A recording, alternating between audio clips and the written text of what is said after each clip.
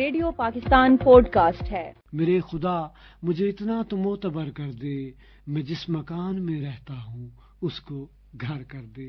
ایسے ہی شہرۂ آفاق اور عالمگیر اشعار کے خالق اور معروف شاعر جناب افتخار عارف سے گفتگو ان کی فنی زندگی کے حوالے سے اور ریڈیو پاکستان سے ان کی وابستگی کے حوالے سے۔ جناب افتخار عارف، ریڈیو پر آپ نے کون سا پہلا پروگرام کیا؟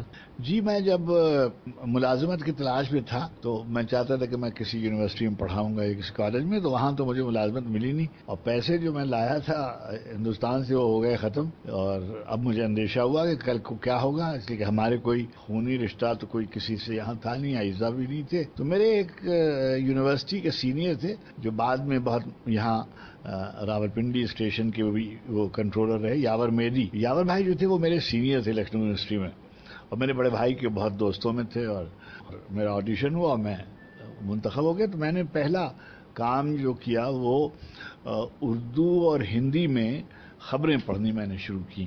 تو 10 روپے روز کا ایک بلیٹن ہوتا تھا، اور اگر میں اس کا ترجمہ بھی کر لیتا تھا تو اس کے 10 روپے علیحدہ سے ملتے تھے۔ سلیم گیلانی صاحب جب ایکسٹرنل سروسز کے بیرونی نشریات کے شعبے کے سربراہ ہو کے آئے تو انہوں نے تربیت ہماری بہت کی، اور وہی ہمیں لے کے پھر ٹی وی چلے گئے۔ ان کے زمانے میں نے ریڈیو سے اور بھی آوازیں جسے کہتے ہیں آواز کے طور پر ڈراموں میں بھی کام کیا، اور ڈاکومنٹریز بھی میں نے پڑھی، اور جسے وہ کہتے فیچر بھی میں نے پڑھے، لیکن اصل کام تو میں نے یعنی براڈ کاسٹنگ میں ریڈیو پر خبریں پڑھنے کا ہی کیا۔ ادب کے فروغ میں ریڈیو پاکستان کا جو کردار رہا ہے اس کی بابت آپ کیا کہیں گے؟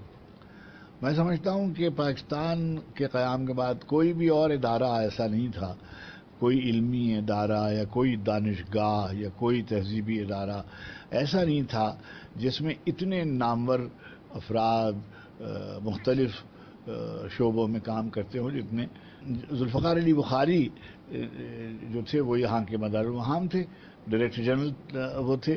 تو ان کے زمانے میں آپ دیکھیے رشید صاحب اور انصار ناصری صاحب اور حمید نسیم صاحب، ظفر حسن صاحب، یہ سارے کے سارے، حفیظ ہوشیارپوری، عمر مہاجر، ابو سعید قریشی، عزیز حامد مدنی، خالد سلیم، سلیم احمد، ناصر کاظمی، احمد ندیم قاسمی، منیر نیازی، احمد فراز، خاطر غزنوی، چراغ حسن حسرت، ارم لکھنوی، اور پروڈیوسرز بھی کیسے کیسے، آغا ناصر اور شمس الدین بٹ اور خود سلیم گیلانی صاحب، اور سمجھیے انعام صدیقی اور فضل کمال اور یاور میدی اور احمد حمدانی، قمر جمیل۔ لکھنے والے بھی تھے جیسے ریاض فرشوری صاحب، سلیم احمد صاحب اور ارم لکھنوی صاحب اور چراغ حسن حسرت صاحب، شمس زبیری، یہ سب اسٹاف آرٹسٹ تھے، نصیر انور صاحب وغیرہ وغیرہ۔ تو وہاں ان لوگوں کو دیکھنا، ان سے ملنا، ان کے ساتھ بیٹھنا ایک تربیت گاہ تھی ریڈیو پاکستان۔ بعد میں کچھ حد تک ٹی وی، پاکستان ٹیلی ویژن کے شروع کے دنوں میں اسلم اظہر صاحب جب اس کے مدار مہام تھے، ٹی وی میں بھی یہی صورت تھی کہ ریڈیو سے زندگی منتقل ہو گئی تھی پاکستان ٹیلی ویژن کی طرف۔ ٹی وی چینل 100 کے قریب ہیں، لیکن آپ دیکھیں گے کہ ہفتے میں 100 منٹ کا بھی پروگرام کسی چینل پر نہیں ہوتا۔ ہفتے بھر میں، مہینوں کی بنیاد پر بھی اگر آپ دیکھیے، بہت ہی ایک زوال آمادہ اور انحطاط پذیر ذرائع ابلاغ عامہ کا رویہ ہے ادب اور فنون کے سلسلے میں۔ ریڈیو سے توقع رہتی ہے کہ بھائی 24 گھنٹے میں کچھ دیر وہ پبلک سروس کے طور پر اور کلچرل لٹری پروگرامز کے طور پہ کچھ وقت دیں گے۔ اچھے پروگرام خود اپنی طرف متوجہ کرتے ہیں۔ اسٹوڈیو نمبر 9 ایک پروگرام ہوتا تھا، اب وہ اسٹوڈیو نمبر 9 جو تھا اس میں ڈرامے ہوتے تھے، سارا ملک جو تھا وہ ڈرامے سن رہا ہوتا تھا۔ اسی طریقے سے موسیقی کے پروگرام ہوتے تھے، جیسے ہر مہینے ایک مشاعرہ ہوا کرتا تھا، مثل طرح پر اساتذہ پورے پاکستان کے اس پہ شریک ہوتے تھے اور بڑے بڑے نامور لوگ۔ اب جو ایک سینٹرل پروڈکشن یونٹ ایک چیز ہوتی تھی، وہاں پر سی پی یو جسے ہم کہتے ہیں، گھنٹوں کے حساب سے ہزاروں گھنٹوں کی موسیقی ریکارڈ کی ہوئی ہے، ہزاروں گھنٹوں کے ادبی پروگرام ریکارڈ کیے ہوئے ہیں، آہنگ ایک رسالہ نکلتا تھا اور آخری جو اس کے اچھے پرچے تھے وہ سبی محسن صاحب نے نکالے تھے. اس سے پہلے حفیظ صاحب عمر مہاجر صاحب وغیرہ کی نگرانی میں وہ پرچہ نکلتا تھا, مگر اب تو مجھے نہیں معلوم وہ چھپتا بھی ہے کہ نہیں چھپتا. پہلے کم ریڈیو اسٹیشن تھے, اب ریڈیو اسٹیشنز زیادہ ہو گئے ہیں. ایک بات. دوسری بات یہ ہے کہ ٹیکنالوجی نے بے حد ترقی کی ہے.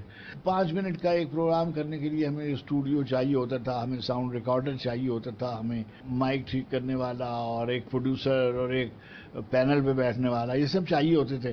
کم عمری کے زمانے میں بھی موزوں طبع تھا اور تک بندی کر لیتا تھا. مگر جو شائع شدہ جو چیز ہے اس پہ میں جس اسکول اور کالج میں پڑھتا تھا اس کا نام تھا گورنمنٹ جوبلی کالج. اس کی ایک میگزین ہے جس میں سب سے پہلے میری ایک غزل شائع ہوئی تھی اور اس پہ لکھا ہوا ہے افتخار حسین عارف طالب علم درجہ ہفتم. اور مجھے خود وہ میگزین بہت مشکل سے دستیاب ہوا. میرے ایک استاد تھے سید محمد صاحب, انہوں نے مجھے, میں ایک دفعہ کسی وفد میں پاکستان سے گیا ہوا تھا تو ان کے قدم بوسی کو گیا تو انہوں نے مجھے وہ میگزین تحفتاً عطا فرمایا, تو اس میں چھپا تھا. بعد میں یونیورسٹی کے زمانے میں اور کالج کے زمانے میں شعر کہتا رہا. میں ایک صورتحال سے گزر رہا تھا, میں اکیلا پاکستان آ گیا تھا تو اکیلا رہتا تھا کراچی میں, اور وہاں محفلوں میں مجلسوں میں جاتا تھا. تو میرے دوستوں میں بزرگوں میں سلیم احمد صاحب تھے اور اطہر نفیس اور حمایت علی شاعر, سرور بارونقوی, عبید اللہ علیم, اور میرے ساتھیوں میں نصیر ترابی, قاسم پیرزادہ, خواجہ رضی حیدر, عمر شریف, یہ یونس شرر, یہ لڑکے سب ہم ساتھ اٹھتے بیٹھتے تھے. اور نصیر میاں, نصیر ترابی صاحب اور میں, ہماری بہت قربت تھی اور عام طور پہ ہم لوگ شام میں ساتھ ہوتے تھے. اور وہ تو بہت ہی عمدہ غزل کہتے تھے, اور قاسم پیرزادہ بہت, علیم اور جان ایلیا, یہ سب ہماری اس زمانے کی محفلیں تھیں. اور وہیں میں نے پھر جب ریڈیو اور ٹی وی میں آنا جانا شروع ہوا تو پھر میں نے